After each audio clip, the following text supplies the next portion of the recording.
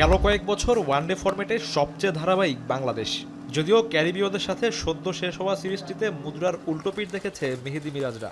দীর্ঘদিন অপরাজিত থেকে উইন্ডিজের কাছে টানা ৩ ওয়ানডে হেরে ভক্তদের হতাশ করেছে লাল সবুজের দল। বিশেষ করে বোলিং আর ফিল্ডিংয়ে খেই হারিয়েছে টাইগার শিবির।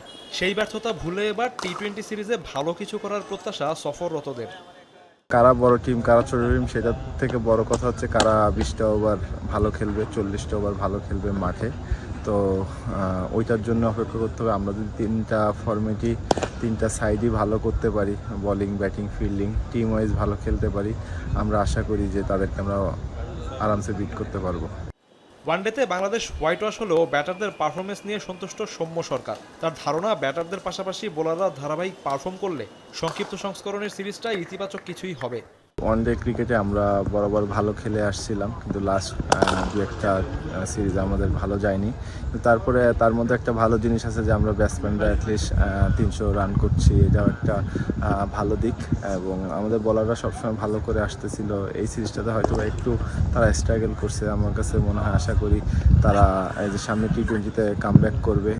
যদিও টি-20তে বাংলাদেশের চেয়ে উইন্ডিজের আধিপত্য বেশি। দুই দলের 16 দেখায় এগিয়ে সাবেক বিশ্ব চ্যাম্পিয়নরা।